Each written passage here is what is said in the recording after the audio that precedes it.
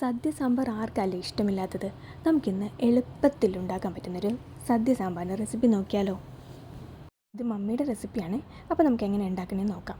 ആദ്യം നമുക്ക് കുറച്ച് പരിപ്പ് കഴുകിയെടുത്തത് കുക്കറിലേക്ക് ചേർത്ത് ആവശ്യത്തിന് വെള്ളവും കൂടി ഒഴിച്ച് 2-3 മുളകും 2 ചെറിയ സവാളയും കൂടി ചേർത്ത് നമുക്കൊന്ന് വേവിച്ചെടുക്കാം ഹൈ ഫ്ലെയിമിൽ ഒരു വിസിലിന്. അപ്പോൾ അത് വെന്ത് വരുന്ന സമയത്ത് നമുക്ക് ഒരു ചീനച്ചട്ടിയിലേക്ക് കുറച്ച് എണ്ണ ഒഴിച്ചു കൊടുക്കാം. അതൊന്ന് ചൂടായി വന്നു കഴിയുമ്പോഴത്തേക്കും നമുക്കിതിലേക്ക് 2-3 വെണ്ടയ്ക്ക അരിഞ്ഞതും കൂടി ചേർത്ത് ഒന്ന് ഫ്രൈ ചെയ്തെടുക്കാം. ഒരുപാട് നേരം ഇട്ടൊന്ന് ഫ്രൈ ചെയ്യേണ്ട കേട്ടോ. ഏകദേശം നമുക്ക് ഇതുപോലൊന്ന് കളർ മാറി വരുമ്പോഴത്തേക്കും നമുക്ക് ഫ്ലെയിം ഓഫ് ചെയ്യാം.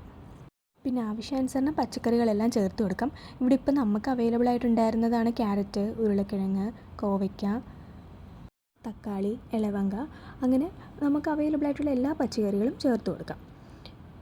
അപ്പോൾ ഇപ്പോൾ പരിപ്പ് വെന്തിട്ടുണ്ട്. അതിലേക്ക് നമുക്ക് ഈ അരിഞ്ഞു വെച്ചിരിക്കുന്ന പച്ചക്കറികളെല്ലാം ചേർത്ത് കൊടുക്കാം.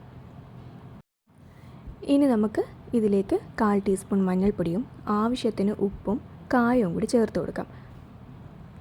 ഇവിടെ നമ്മൾ കായപ്പൊടി ഉപയോഗിക്കാറില്ല, കായത്തിൻ്റെ കട്ടയായിട്ടുള്ളതാണ് നമ്മൾ ഉപയോഗിക്കുന്നത്. അപ്പം അതാണ് കുറച്ചും കൂടി ടേസ്റ്റി ആയിട്ട് എനിക്ക് തോന്നിയിട്ടുള്ളത്. അപ്പം അത് ചേർത്ത് കൊടുക്കാം നമുക്ക്. ഇനിയിപ്പോൾ ഇതെല്ലാം കൂടി നമുക്ക് 2 വിസിലിന് മീഡിയം ഫ്ലെയിമിൽ 2 വിസിലിനൊന്ന് വേവിച്ചെടുക്കാം. ഇത് വെന്ത് കഴിയുമ്പോഴത്തേക്കും നമുക്കിതിലേക്ക് ഇനിയിപ്പോൾ ഇത് ആവശ്യത്തിന് വെന്ത് വന്നിട്ടുണ്ട്. ഇനിയിപ്പോൾ നമുക്കിതിലേക്ക് നേരത്തെ വറുത്ത് വെച്ചിരുന്ന വെണ്ടയ്ക്കയും കൂടി ചേർത്ത് നന്നായിട്ടൊന്ന് ഇളക്കി യോജിപ്പിച്ച് കൊടുക്കാം. ഇനി നമുക്ക് ഇതിലേക്ക് ആവശ്യമുള്ള പൊടികളൊക്കെ ഒന്ന് മൂപ്പിച്ചെടുക്കാം. അപ്പോൾ അതിനായി നമുക്ക് ആ ചീനച്ചട്ടിയിൽ തന്നെ കുറച്ച് എണ്ണ ഒഴിക്കാം. അത് എണ്ണ ഒന്ന് ചൂടായി വരുമ്പോഴത്തേക്കും നമുക്ക് കടുകിട്ട് കൊടുക്കാം.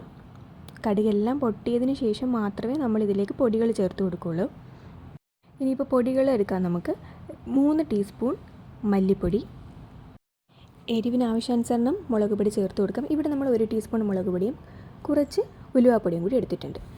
ഇനിയിപ്പോൾ നമുക്ക് കടുക് പൊട്ടിയതിന് ശേഷം ഇതിലേക്ക് ഒരു 3-4 ഉള്ളിയും 1 വറ്റൽമുളകും കൂടി ചേർത്ത് ഒന്ന് മൂപ്പിച്ചെടുക്കാം. ഇതിലേക്ക് നമുക്ക് കുറച്ച് വേപ്പിലയും കൂടി ഇട്ട് കൊടുക്കാം കേട്ടോ. അപ്പോൾ ഇതെല്ലാം കൂടി ഇട്ട് ഒന്ന് മൂപ്പിച്ചെടുക്കാം. ഇതൊന്ന് മൂത്ത് വന്നു കഴിയുമ്പോഴത്തേക്കും നമുക്കിതിലേക്ക് നമ്മൾ എടുത്ത് വെച്ചിരിക്കുന്ന പൊടികളെല്ലാം ചേർത്ത് കൊടുക്കാം. ഇവിടെ പൊതുവേ എരിവ് കുറവായതുകൊണ്ടാണ് കേട്ടോ 1 ടീസ്പൂൺ മുളക് പൊടി ചേർത്തത്. നിങ്ങൾക്ക് ആവശ്യാനുസരണം എങ്ങനെയാണെന്ന് വെച്ച് കഴിഞ്ഞാൽ എരിവിന് ചേർത്ത് കൊടുക്കാവുന്നതാണ്. അപ്പോൾ നമ്മൾ പൊടികളെല്ലാം ചേർത്ത് കൊടുത്ത് ഇനിയിപ്പോൾ നമുക്ക് ഇത് അടി പിടിക്കാതെ ഇത് നന്നായിട്ട് ഇളക്കി കൊടുക്കാം. ഇതിൻ്റെ പച്ചമണം മാറുന്ന വരെ ഇത് നന്നായിട്ടൊന്ന് ഇളക്കിയെടുക്കാം. ഒരുപാട് നേരം ഇട്ട് മൂപ്പിക്കേണ്ട കേട്ടോ. നമ്മൾ ഏകദേശം ഒരു 10-15 സെക്കൻഡ് അതൊന്ന് മൂപ്പിച്ചെടുത്താൽ മതിയാവും. ഇനിയിപ്പോൾ നമുക്കിതിലേക്ക് വെള്ളം ചേർത്ത് കൊടുക്കാം. കുറച്ച് വെള്ളവും കൂടി ഒഴിച്ച് ഇതൊന്ന് ഇളക്കി യോജിപ്പിച്ച് കഴിഞ്ഞാൽ നമുക്കിത് ഇത്രയേ ഉള്ളൂ, പരിപാടി കഴിഞ്ഞു. നിങ്ങളിങ്ങനെയാണോ സാമ്പാർ ഉണ്ടാക്കാറുള്ളത്? ഇത് വളരെ എളുപ്പത്തിൽ ഉണ്ടാക്കാൻ പറ്റുന്ന ഒരു സാമ്പാറാണ്. എന്നാൽ നമ്മുടെ സദ്യ സാമ്പാറിൻ്റെ അതേ ടേസ്റ്റിൽ നമുക്ക് കിട്ടും. നമ്മളിപ്പം വെള്ളവും കൂടി ഒഴിച്ചു കൊടുത്തിട്ടുണ്ട്. അതൊന്ന് തിളച്ച് വരുമ്പോഴത്തേക്കും നമുക്ക് കുക്കറിലേക്ക് ഇതെല്ലാം നമുക്ക് ചേർത്ത് കൊടുക്കാം. ഇനി ഇതെല്ലാം നന്നായിട്ടൊന്ന് ഇളക്കി യോജിപ്പിച്ച് ഉപ്പും പുളിയും ഒക്കെ ആവശ്യത്തിനുണ്ടോ എന്ന് നോക്കി നമുക്ക് ആവശ്യാനുസരണം ഉപ്പും പുളിയും ഒക്കെ ചേർത്ത് കൊടുക്കാം.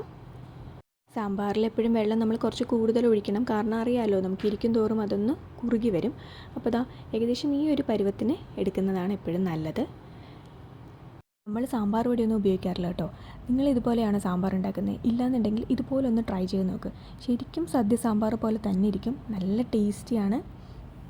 എന്നാൽ വളരെ എളുപ്പത്തിൽ ഉണ്ടാക്കാൻ പറ്റുന്ന ഒരു റെസിപ്പിയാണ്. നിങ്ങളെല്ലാവരും ഒന്ന് ട്രൈ ചെയ്ത് നോക്കിയിട്ട് അഭിപ്രായം പറയണേ.